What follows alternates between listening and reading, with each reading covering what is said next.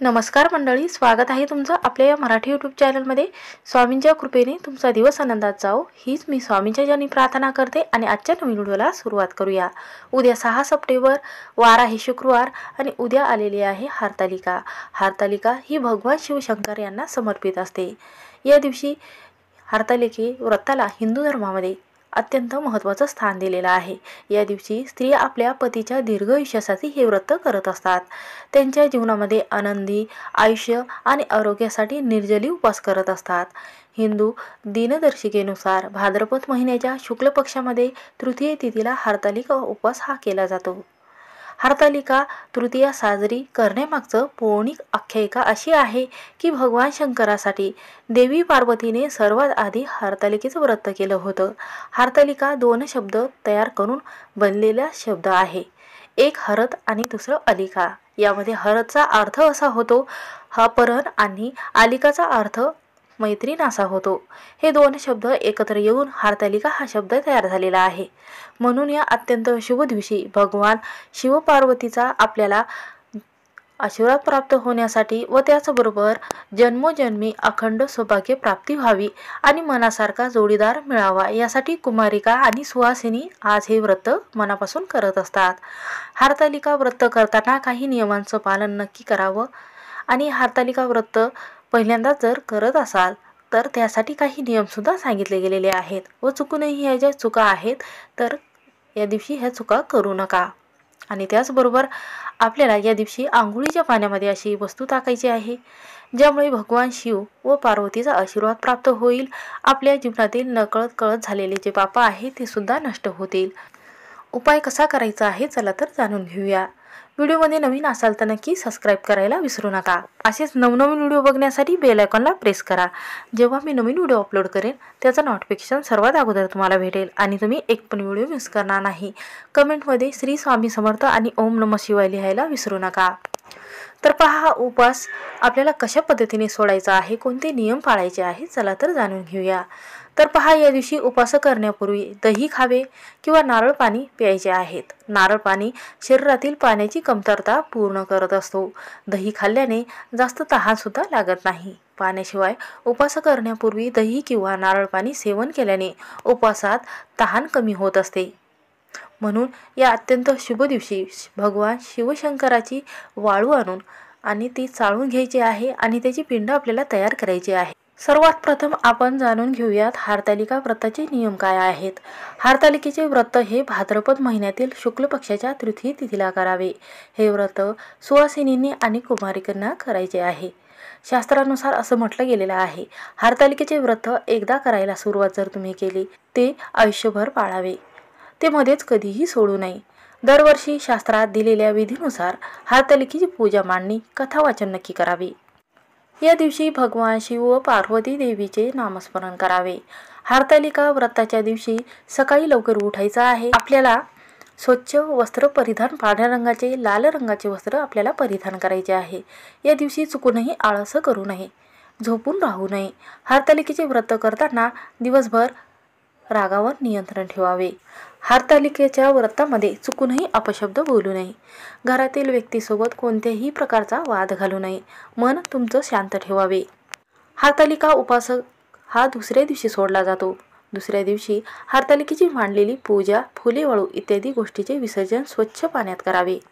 तर पहा हरतालिकेचे व्रत यंदा 6 सप्टेंबर रोजी गणेश चतुर्थीच्या दिवशी एक दिवस आधी हे व्रत पार पाडले जाणार आहे। यंदा 7 सप्टेंबर रोजी गणेश आगमन होणार आहे, त्यामुळे यंदा हरतालिकेचे व्रत 6 सप्टेंबर रोजी असणार आहे। भाद्रपद महिन्याच्या शुक्ल पक्षातील तृतीय तिथी 5 सप्टेंबर रोजी दुपारी 12:21 सुरुवात होणार आहे। ही तिथी 6 सप्टेंबर रोजी दुपारी 3:01 असणार आहे।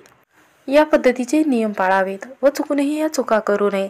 आणि त्याच पद्धतीने आपल्याला शास्त्रीय शुद्ध पद्धतीने आंघोळ कशा पद्धतीने करायची आहे। आंघोळीच्या पाण्यामध्ये आपल्याला ह्या वस्तू कोणत्या आहेत त्या टाकायच्या आहेत, ज्यामुळे शिवशंकर यांचा आशीर्वाद प्राप्त होईल आणि माता लक्ष्मी सुद्धा प्रसन्न होईल। कारण उद्या हरतालिकेच्या दिवशी शुक्रवार आलेला आहे। हा दिवस माता लक्ष्मीला समर्पित असतो। या दिवशी माता लक्ष्मीची सुद्धा पूजा केली जाते। अत्यंत शुभ योग जो आहे तो जुळून आलेला आहे। या शुभ योगामध्ये आपण जर शास्त्रीय शुद्ध पद्धतीने जर गंगेमध्ये स्नान व दान करायला अतिशय महत्त्व आहे।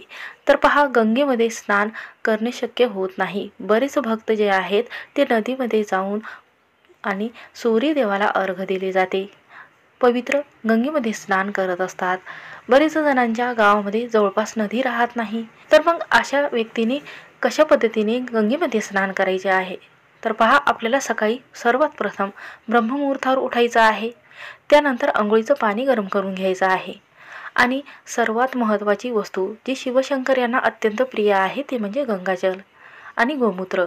तर अर्धा चम्मच आपल्याला गोमूत्र आणि गंगाजल टाकायचं आहे। तर पहा, कोणतीही पूजा करण्या अगोदर शिवलिंगाला गंगाजल अर्पण केले जाते, कारण गंगाजल अतिशय महत्त्वाचे मानले जाते। पवित्र असं गंगाजलला स्थान दिलेलं आहे। असं म्हटलं जाते की कोणतीही शुद्धीकरण किंवा आपल्या शरीराचे शुद्धीकरण करण्यासाठी पवित्र गंगेमध्ये स्नान करायला व गंगेमध्ये स्नान करायला अतिशय महत्त्व दिले जाते व त्याच पद्धतीने जे गंगाजल आहे ते अंघोळीच्या पाण्यामध्ये टाकून अंघोळ केली जाते, ज्यामुळे आपले जे शरीर आहे ते शुद्धीकरण होत असते। त्याचबरोबर दुसरी वस्तू आहे ते म्हणजे खडे मीठ। तर पहा, शुक्रवार आल्यामुळे अत्यंत महत्त्वाचा दिवस आहे, कारण पहा, हा शुक्रवार दिवस असल्याने माता लक्ष्मीला प्रसन्न करण्यासाठी खडीमीठ अत्यंत प्रिय आहे, कारण खडीमीठ माता लक्ष्मीला अत्यंत प्रिय आहे। समुद्र मंथनातून खडीमीठ याची उत्पत्ती झालेली होती, त्यामुळे खडीमीठ चिमूटभर आपल्याला आंघोळीच्या पाण्यामध्ये टाकायचं आहे, ज्यामुळे माता लक्ष्मीचा आपल्याला आशीर्वाद प्राप्त होईल। आणि तिसरी वस्तू आहे गुलाबजल।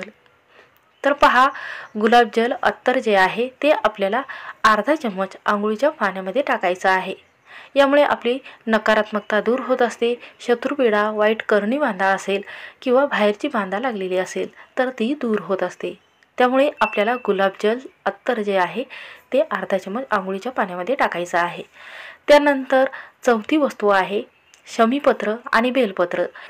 हे दोन्ही जे बेलपत्र आणि शमीपत्र आहे हे आंघोळीच्या पाण्यात आपल्याला टाकायचं आहे आणि याने शास्त्रीय शुद्ध पद्धतीने आपल्याला आंघोळी करून घ्यायची आहे।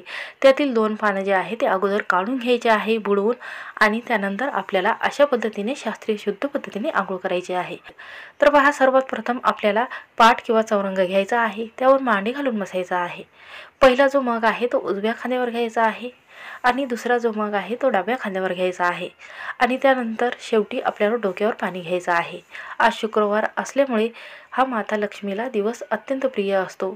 आज डोक्यावरून पाणी घेतले जाते, ज्यामुळे माता लक्ष्मीचा आशीर्वाद प्राप्त होतो, त्याचबरोबर शिवशंकर यांचा आशीर्वाद प्राप्त होतो।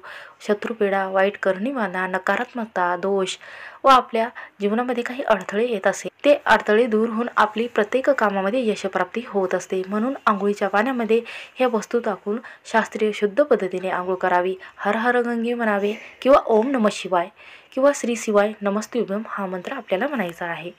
श्री स्वामी समर्थ।